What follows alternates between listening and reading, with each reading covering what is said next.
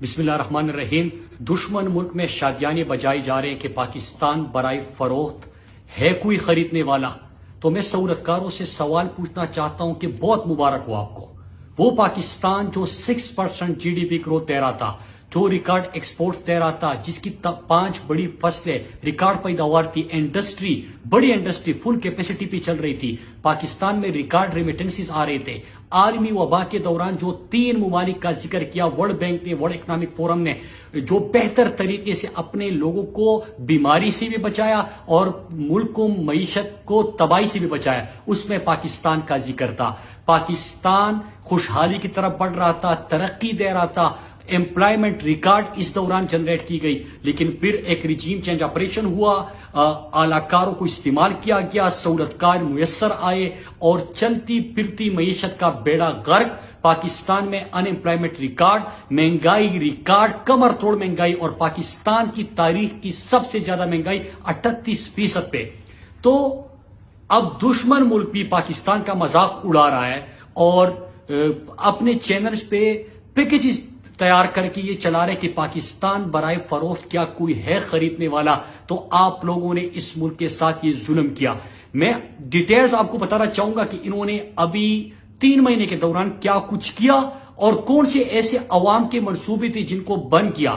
لیکن اس سے پہلے کل ایک ویڈیو آپ نے دیکھی ہوگی کہ جو شوباز ہے ٹی ٹی والا شہباز شریف، اس کو انسٹرکشن ملتی ہے کہ سر کیمرہ آن ہے، اور پھر اس کے بعد وہ شوبازیاں شروع کر دیتا ہے، ڈرامے کرتا ہے اس وقت جب 120 لوگوں کی اموات سیلاب کی وجہ سے بلوچستان میں ہو چکی ہے۔ ان میں نہ احساس ہے نہ لوگوں کی فکر ہے، بلکہ احساس اور فکر تو چھوڑے، انہوں نے ایک اور اعلان کر دیا جب سیلاب کی تصویریں اور ویڈیوز موصول ہو رہی تھی، جب سوشل میڈیا پہ پورا پاکستان امپورٹڈ حکومت کی ضمیر کو کنگالنے کی، جگانے کی کوشش کر رہا تھا، اس وقت انہوں نے فیصلہ کیا کہ ڈی چوک پہ ایک کنسرن کا انعقاد کیا جائے گا، جو پاکستانی قوم کے پیسے سے یہاں پہ موسیقی کا پروگرام ہوگا اور آزادی کے نام پہ، کیونکہ ان کے جلسے میں لوگ نہیں آ رہے، ان کو عوام دھتکار رہے، لہٰذا اس قسم کا پروگرام کیا جائے۔ لیکن پاکستانی غیرت مند قوم نے، خوددار قوم نے ان کی سوشل میڈیا پہ پوری کلاس لی، سوال اٹھائے کہ ایک طرف بلوچستان میں لوگوں کی اموات ہو رہی ہے، سیلاب سے لوگوں کا برا حال ہے، وہاں پہ بچے جو ہے ان کے گھر تباہ ہو چکے ہیں، خواتین اپنے بچوں کو پانی سے بچانے کے لیے، بیماریوں سے بچانے کے لیے ریسکیو کرنے کی کوششیں کر رہے ہیں، ایفرٹس کر رہے ہیں، لیکن یہ بے حس یہاں پہ اس قسم کے پروگراموں کا سوچ رہے تھے۔ اور جب کل گئے تو پھر ہیلی میں آپ نے وہ منظر دیکھا کہ سر کیمرہ آن ہے، نہ احساس، نہ فکر، نہ ریسکیو، نہ ریلیف، لیکن ڈراموں کے لیے آئے ہیں۔ تو یہ بھی میں سہولت کاروں کو مبارکباد دیتا ہوں کہ ایسے آپ نے ڈرامے پاکستانیوں کو دیے جس کے اوپر فرد جرم عائد ہونا تھا، اور وہ بیٹھ گیا پاکستان کا امپورٹڈ وزیر اعظم۔ اب میں آپ کو جلدی جلدی ان چیزوں کا ذکر کرتا چلوں، لیکن آپ دیکھ رہے ہیں کہ چاہے امپورٹڈ وزیر اعظم ہو، چاہے ان کا امپورٹڈ وزیر خزانہ ہو، ایک ہی بحث کر رہے شوکت خانم کے اوپر، شوکت خانم اسپتال کے اوپر الزامات کی برمار، اس کے خلاف پریس کانفرنسز۔ بے شرمو، آپ نے پاکستان کی معیشت کا بیڑا غرق کر دیا، بے شرمو آپ لوگوں نے پاکستان کے عوام کا جینا مشکل کر دیا، لیکن اس شوکت خانم کے اوپر آپ سوال اٹھا رہے ہیں جس میں پاکستان کے لاکھوں لوگوں کا مفت اور بہترین علاج کر سکتے ہیں۔ شرم نہیں آئی آپ کو؟ 35 سال حکومتوں میں رہنے کے باوجود آپ ایک ایسا اسپتال نہیں بنا سکتے۔ شوکت خانم آج پورے پاکستان میں ایک ماڈل ہے، دنیا اس کو ISO سرٹیفکیشن اس کی ہو چکی ہے، دنیا اس ادارے کو تسلیم کرتی ہے۔ وہ پاکستانی قوم کے تعاون سے، عمران خان کی ایمانداری اور اس کی صداقت کی وجہ سے، اس کی محنت کی وجہ سے وہ ادارہ چل رہا ہے۔ ایک عام بندہ، ایک غریب کسی دیہات میں جائے، جس شخص نے شوکت خانم میں اپنا علاج کیا ہو، مفت علاج کیا ہو، وہ بھی کینسر کا، کہ لاکھوں روپے کے علاج کے اوپر لگتے ہیں، ایک ایک انجیکشن لاکھوں روپے کا لگتا ہے، جتنی مہنگی اس کی دوائیاں ہوتی ہے، اس کے اوپر تو آپ نے حکومتوں میں رہ کے کچھ نہیں کیا۔ عمران خان نے حکومت میں آنے سے پہلے یہ ادارہ بنایا، بلکہ ایک شوکت خانم سے آغاز ہوا تھا، پھر پشاور میں شوکت خانم کا ادارہ اس وقت کام کر رہا ہے، وہ اسپتال بن چکا ہے، اور کراچی میں جو اسپتال بننے جا رہا ہے وہ بھی اپنے آپ یہ کہہ لیں کہ آخری مراحل میں، اور وہ اسپتال بھی جلد اس کے اوپر وہ بھی لوگوں کی خدمت میں مصروف ہو جائے گا۔ لیکن اگر عام پاکستانیوں کو مفت اور بہترین علاج مل رہا ہے، کینسر کا علاج ہو رہا ہے جس سے لوگوں کو وہ تڑپ جاتے ہیں، وہ لوگوں کے پاس وہ اخراجات پورا کرنے کے پیسے نہیں ہوتے. اگر عوام کے ساتھ آپ کتنا ظلم کرو گے؟ آپ عوام سے وہ ادارہ بھی چیننا چاہتے ہو، اس کے اوپر سوال اٹھانا چاہتے ہو. قوم نے ہمیشہ آپ کے الزامات کو، چاہے وہ خواجہ آصف نے الزامات لگائے، چاہے وہ ایفیڈرین نے لگائے، جس نے بھی لگائے، قوم نے اس کے اوپر ریئیکٹ بھی کیا. وہ ادارہ مزید بہتر چلا اور یہ ادارہ انشاءاللہ ہمیشہ رہے گا، اس پاکستانی قوم کی خدمت میں مصروف رہے گا. اور یہی پہ آپ ہار چکے ہو کہ آپ کو کچھ بھی نہیں ملا. 4 سال تک عمران خان حکومت میں رہے، آپ کوئی سوال ان کے اوپر نہیں اٹھا سکتے کیونکہ ایک بندہ اپنے ذاتی گھر میں رہ رہا تھا، اس نے کوئی کیمپ آفیسز نہیں بنائے تھے. وہ اگر باہر دورے بھی کرتا تھا تو جو دورہ آپ $13 لاکھ پہ کرتے تھے، عمران خان وہ دورہ $35-40 ہزار پہ کر کے آ جاتا تھا اور پاکستان کے اور اسلام کی بہتر نمائندگی بھی کرتے تھے. لیکن آپ نے یہاں پہ کچھ بھی جب نہیں ملا تو روزانہ ایک شوشہ چھوڑ دو، پھر کبھی پارٹی کے اوپر سوال کرو، پھر کبھی شوکت خانم کو موردی الزام ٹھہراؤ یا اس کے اوپر ٹارگٹ کرو، کمپین چلاؤ، پروپیگنڈا کرو. ہمیشہ آپ کو اس میں شکست ہوئی ہے اور اب بھی ہوگی. لیکن لوگوں کے ساتھ کب تک یہ ظلم کہ جو لوگوں کا سہارا بنا ہوا ہے، وہ ہر دکھیاری کی ماں ہے شوکت خانم، آپ اس کے اوپر الزام لگا رہے ہو. اور نہ صرف انہوں نے یہ کیا، اور آج ان کی پرائرٹیز آپ دیکھیں کہ الزامات لگا رہے شوکت خانم کے اوپر، لیکن عوام کے اوپر اور عام جو سازش کے ذریعے آئے تھے اور پاکستان کی معیشت کا بیڑا غرق کر دیا، اس کی طرف توجہ نہیں. عوام سے اور غریب سے ان کی دشمنی صرف شوکت خانم سے آپ کو نظر نہیں آئے گی. جس دن یہ حکومت میں آئی، آپ کو یاد ہوگا کہ پہلے دن خبر آئی کہ پناہ گاہیں بند کر دو، صحت انصاف گارڈ پنجاب میں بند کر دو، صحت انصاف گارڈ فاٹا زمشدہ اضلاع میں بند کر دو، پھر آپ نے لنگر خانے بند کر دو. احساس پروگرام جو 12,000 فی خاندان عمران خان دیتے تھے، اور احساس کے بینر تلے 100 سے زیادہ پروگراموں کا آغاز ہوا، جس میں جو غذائی قلت کے شکار بچوں کے لیے، تعلیمی وظائف کے لیے، پھر اس میں جو کوئی بھوکا نہ سوئے پروگرام کے تحت، اس طرح مختلف پروگرام اس میں تھے، ان کو بند بھی کر دیا گیا یا روک دیا گیا. تو عوام کے ساتھ، غریب کے ساتھ ان کی دشمنی ہمیشہ آپ کے سامنے ہیں.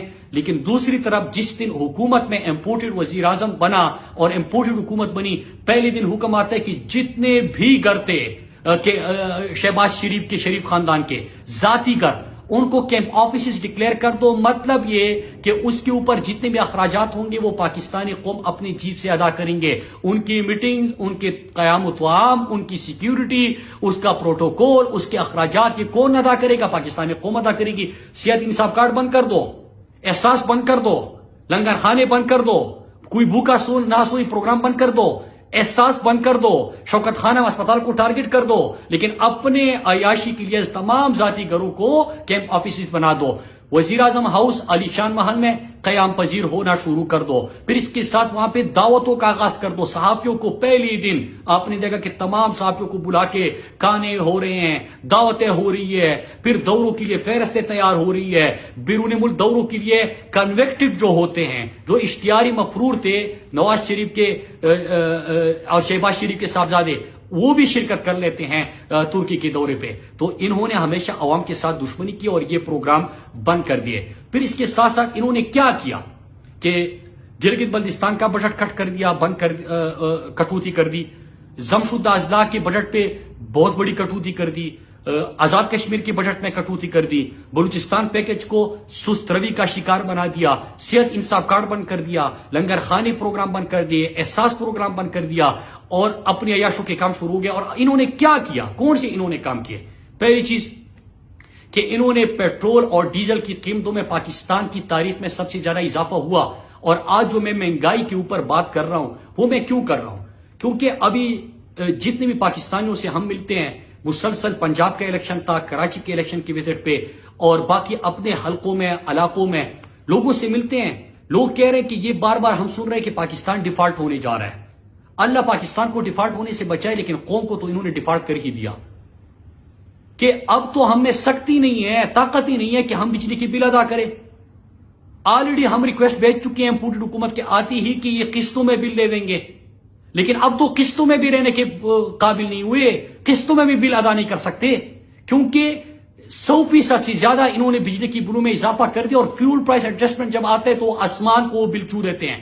اگر آپ کے گھر میں ایک پنکھا اور ایک بلب بھی جل رہا ہے تو آپ کو ہزاروں روپے دینے پڑیں گے. انہوں نے पेट्रोल और डीजल की कीमतों में रिकॉर्ड इजाफा कर दिया, रिकॉर्ड इजाफा। रुपए की कदर में रिकॉर्ड कमी हुई, डॉलर 238.40 तक पहुंच गया डॉलर। पाकिस्तान की रुपए की कदर में रिकॉर्ड कमी आ गई। फिर इसके साथ साथ गंदम, आटा, दाल, चावल, ये रिकॉर्ड इसकी महंगाई हो गई 38%। इनका खुद हफ्तावार जो रिपोर्ट है वो बता रही है कि महंगाई पहुंच गई है, लेकिन इमरान खान के दौर में 16% से नीचे थी, 38% तक वो पहुंच चुकी है। तो कौम तो अब ये मजीद बर्दाश्त नहीं कर सकती। आपने इमरान खान, आज बात हो रही है, लोगों को याद आ रहा है कि डैमों के ऊपर भी 50 साल बाद काम हो रहा था, 10 डैम बन रहे थे, एहसास प्रोग्राम भी चल रहा था, सेहत इंसाफ कार्ड भी चल रहा था, हर खानदान को 12,000 फी खानदान भी मिल रहा था, पनागाहें भी चल रही थी, सड़कें इनसे ज्यादा बन रही थी, मोटरवेज इनसे ज्यादा बन रहे थे, कामयाब जवान प्रोग्राम चल रहा था, कामयाब पाकिस्तान प्रोग्राम चल रहा था, बलूचिस्तान पैकेज दिया, जमशुदा अजला का पैकेज दिया, गिलगित बल्तिस्तान पैकेज दे दिया, साउथ पंजाब पैकेज दे दिया, आजाद कश्मीर के लिए मंसूबे दे दिए, टूरिज्म का फरोख दे दिया, आलमी वबा के बावजूद बेहतर हिकमत अमली से पॉलिसी इख्तियार कर दी, मुफ्त सेहत के लिए सेहत इंसाफ कार्ड दे दिया। ये तमाम प्रोग्राम भी चल रहे थे, आलमी वबा भी थी, आलमी मार्केट में महंगाई भी थी, लेकिन 6% ग्रोथ भी दे दिया। ये प्रोग्राम भी चला रहे हैं। पाकिस्तान को जो इन्होंने मईशत को तबाह कर दिया था, आईसीयू से निकाल के इस्तेहकाम भी इमरान खान ने दे दिया। और फिर होता है रिजीम चेंज ऑपरेशन, और रिजीम चेंज ऑपरेशन के आलाकारों और सहूलतकारों ने पाकिस्तान को 3.5 महीने में उस हद तक पहुंचाया कि मईशत आपकी डूब गई। इंडिया हमारा मजाक उड़ा रहा है, किस तरह हमको फील होगा? बेसिकली पाकिस्तानी लोगों को क्या एहसासात होंगे? क्या आलाकारों और सहूलतकारों को नजर नहीं आ रहा? जो पाकिस्तान की खुददारी को बेच चुके, जो पाकिस्तान की खुद मुख्तारी का सौदा कर चुके, उनको तो शायद परवाह ना हो, लेकिन एक गैरतमंद पाकिस्तानी, खुददार पाकिस्तानी का दिल दुखता है जब दुश्मन मुल्क से ये खबरें आ रही हो कि पैकेजेस चल रहे हैं। और ये क्यों चल रहा है कि ये मजाक नहीं है। आपने ऑर्डिनेंस पास कर दिया, ऑर्डिनेंस पास हुआ है कि पाकिस्तान का सब कुछ बेच दो, पाकिस्तान बराए फरोख्त, और उसमें यह भी लिखती है ऑर्डिनेंस में कोई सवाल भी नहीं पूछा जाएगा, नेब तहकीकात नहीं कर सकेगी, FIR तहकीकात नहीं कर सकेगी, किसी अदालत का आप दरवाजा उसके ऊपर खिलाफ कटा नहीं सकोगे, और कोई दरखास्त एंटरटेन नहीं करेगा अदालत। आपने उस ऑर्डिनेंस में यह भी लिख दिया, ये आपने कानून पास कर दिया है, इदारे बेच दो, मईशत का बेड़ा गर्क कर दो, फलाई प्रोग्राम बंद कर दो, अपने अयाशों पे पैसा खर्च करते जाओ, NRO 1100 अरब रुपए का ले लो, और मजीद रिजीम चेंज ऑपरेशन में जो कमिटमेंट्स हुई थी, जो आपके वादे वईद हुए थे, जिनकी चोरियां मुआफ करानी थी, जिसको फायदा पहुंचाना था, किसी को लाना था, किसी को भेजना था, वो सिलसिला पूरा कर दो खुदा के लिए यार। पाकिस्तानी अब मजीद इस चीज का पाकिस्तान मुतामिल नहीं हो सकता। रिजीम चेंज ऑपरेशन को अवाम ने मुस्तरद कर दिया, रिजीम चेंज ऑपरेशन के अलाकारों और सहूलतकारों को कौम ने शिकस्त दे दी। पाकिस्तानी कौम मजीद महंगाई को बर्दाश्त नहीं कर सकती, मजीद इस रिजीम चेंज ऑपरेशन की तबाहकारियों को बर्दाश्त नहीं कर सकती। अगर आपने नफ्स देखना है तो अपने बिलों से निकल के कभी अवाम को फेस करो, आपको अंदाजा हो जाएगा। एक ही हल है, इस इंपोर्टेड हुकूमत का खात्मा, फौरी और शफाफ इंतखाबात, और रिजीम चेंज ऑपरेशन की जो है उसको रिवर्स होना पड़ेगा, और पाकिस्तान में साफ और शफाफ इंतखाबात करने पड़ेंगे। और रही बात रिजीम चेंज ऑपरेशन की, मैं कल इंशाल्लाह आपको तफसील से बता दूंगा कि 2007-8 में क्या हुआ था, और अभी 2021-22 में जो एक रिजीम चेंज ऑपरेशन की कड़ियां किस तरह मिलती है, और किस तरह कमिटमेंट माजी में हुई थी। जिस मुल्क में रिजीम चेंज ऑपरेशन होता है वहां पे कौन सी तबाहकारियां आती है, और किस तरह मईशत डूबती है, इंतशार कैसे पैदा होता है। और पाकिस्तान में अलाकारों सहूलतकारों ने इस पाकिस्तान को की कामयाबी को और पाकिस्तान के अवाम के ऊपर जो ये आज अजाब आया हुआ है, इस तरह कैसे लेके आए।